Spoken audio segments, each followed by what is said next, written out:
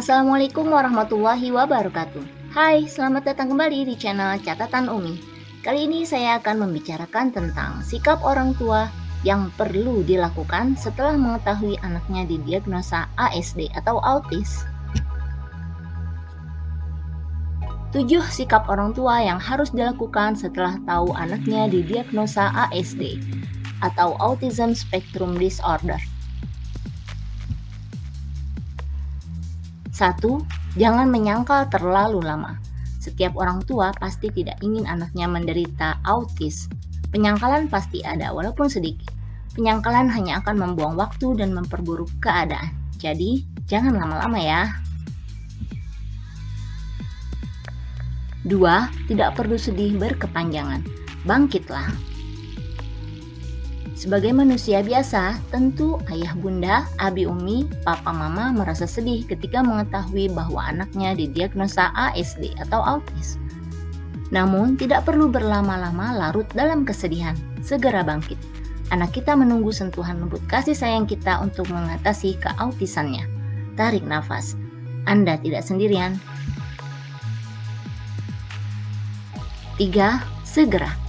Segera diskusikan dengan dokter tumbuh kembang anak Anda jenis terapi yang tepat. Apakah terapi sensor integrasi atau jenis terapi lainnya sesuai kebutuhan anak. Karena semakin dini penanganan anak autis, hasilnya akan semakin baik. Secara khusus tentang jenis-jenis terapi untuk anak autis akan saya bahas dalam video yang berbeda. 4. Carilah tempat terapi yang senyaman mungkin bagi anak kita, walaupun perlu try and error. Biasanya pilihan yang ada antara terapi di rumah sakit atau di sekolah kebutuhan khusus. Di antara kelebihan dan kekurangannya, di rumah sakit tentu kelebihannya adalah terintegrasi dengan dokter secara langsung. Namun kekurangannya biasanya karena banyaknya pasien, jadwal menjadi kurang fleksibel. Misalnya, anak mendapat jadwal terapi pas jam tidur siang, tentu terapi menjadi kurang optimal. Kekurangan yang kedua di rumah sakit adalah sugesti. Karena tempatnya di rumah sakit, maka sugestinya anak sakit, padahal secara fisik anak sehat. Sedangkan sekolah ABK memiliki kekurangan tidak terintegrasi secara langsung dengan dokter. Namun saat ini banyak juga sekolah ABK yang sudah memiliki integrasi dengan dokter. Apakah itu per 6 bulan, per 3 bulan, dan lain-lainnya.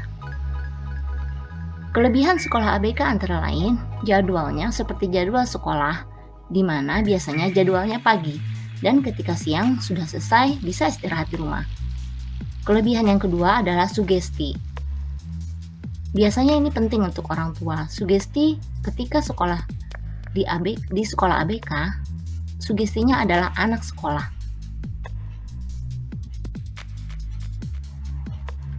Yang kelima, jadilah tim yang solid. Pertama, tim intern antara ayah dan bunda. Pada kenyataannya, mengasuh anak autis memerlukan energi yang lebih dibandingkan mengasuh anak normal.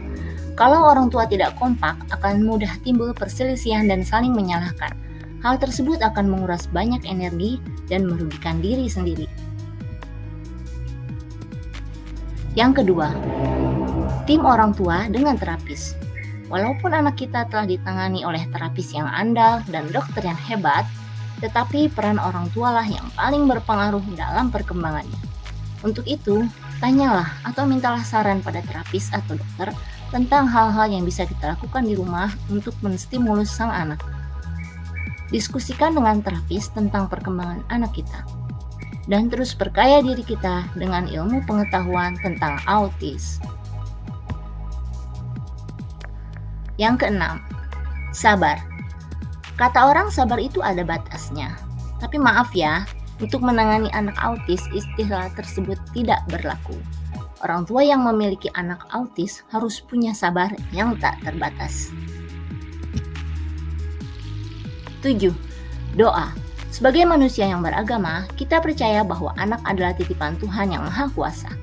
Kalau Dia telah menitipkannya pada kita, berarti Dia tahu bahwa kita sanggup mengembannya. Jadi, mintalah selalu petunjuknya. Merengeklah padanya seperti anak kecil minta permen.